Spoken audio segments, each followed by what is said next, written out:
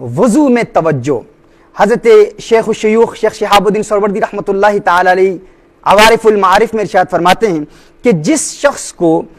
وضو کے دوران وضو کرتے ہوئے حضور قلب میسر آ جائے، جسے وضو کے دوران توجہ مل جائے، اللہ کا خوف مل جائے اور پوری یکسوئی کے ساتھ وضو کرے، اللہ کے خوف اور اللہ کی محبت کے ساتھ وضو کرے اور وضو میں توجہ کرے، غور کرے کہ اس کا وضو اس کو کیا فائدہ پہنچاتا ہے، فرمایا اس شخص کو نماز میں بھی توجہ مل جاتی ہے، نماز میں بھی ایسے شخص کو حضور قلب مل جاتا ہے، یعنی وضو میں کنسنٹریشن مل جائے تو نماز میں بھی کنسنٹریشن مل جاتی ہے۔ شیخ شہاب الدین سہروردی رحمۃ اللہ تعالی علیہ فرماتے ہیں کہ جو شخص وضو میں کنسنٹریٹ نہیں کرتا اس کی نماز میں بھی شیطان وساوس پیدا کر دیتا ہے۔ اب وضو میں کنسنٹریشن حاصل کرنے کا طریقہ کیا ہے؟ اس کے دو طریقے ہیں۔ ایک طریقہ یہ ہے کہ رسالت مآب صلی اللہ علیہ وآلہ وسلم ارشاد فرماتے ہیں، یہ صحیح بخاری اور صحیح مسلم کی حدیث ہے، عن ابی ہریرہ رضی اللہ تعالی عنہ قال سمعت النبی صلی اللہ علیہ وسلم یقول، سیدنا ابو ہریرہ رضی اللہ تعالی عنہ روایت فرماتے ہیں کہ حضور اکرم صلی اللہ علیہ وآلہ وسلم نے ارشاد فرمایا کہ انسان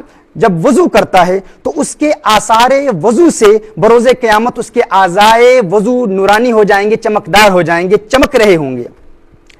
ناظرین کرام، جب انسان وضو کرے، حضور اکرم صلی اللہ علیہ وسلم نے ارشاد فرمایا فمن استطاع منکم ان یطیل غرتہ فلیفعل، اگر کوئی شخص چاہتا ہے کہ اس کا نور بڑھے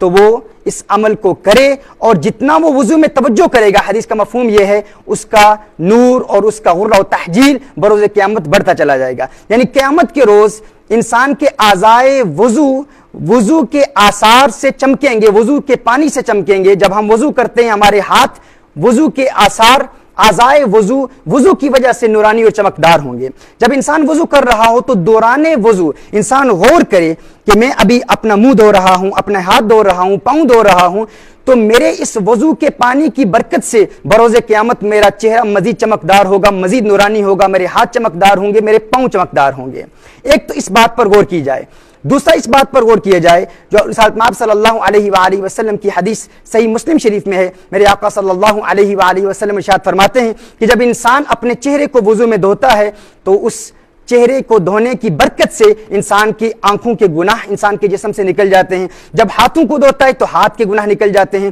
یعنی انسان کے ہاتھ کے گناہ اللہ عز و جل معاف فرما دیتا ہے، پاؤں دھوتا ہے تو پاؤں کے گناہ معاف ہو جاتے ہیں۔ جتنے بھی اعضائے وضو ہیں، جب انسان وضو کرتا ہے تو ان اعضائے وضو کے سارے گناہ اللہ عز و جل معاف فرما دیتا ہے۔ اس میں صغائر کی طرف اشارہ ہے۔ ناظرین کرام، جب انسان وضو کر رہا ہو تو وضو میں توجہ حاصل کرنے کا طریقہ یہ ہے کہ جب آپ ہاتھ دھو رہے ہوں تو آپ یہ تصور کریں، یہ خیال کریں، یہ سوچیں کہ میرے ہاتھ کے گناہ میرے وضو کے پانی کے ساتھ ہاتھ سے نکل رہے ہیں۔ جب منہ دھو رہے ہوں تو یہ سوچیں کہ میری آنکھوں کے گناہ معاف ہو رہے ہیں۔ جب پاؤں دھو رہے ہوں تو یہ تصور کریں کہ میرے پاؤں کے گناہ معاف ہو رہے ہیں۔ وضو کے دوران ان دو چیزوں کا جو شخص خیال رکھ لیتا ہے، شیخ شہاب الدین سہروردی رحمۃ اللہ تعالی علیہ عوارف المعارف میں ارشاد فرماتے ہیں کہ ایسے شخص کو نماز میں یکسوئی اور توجہ حاصل ہو جاتی ہے۔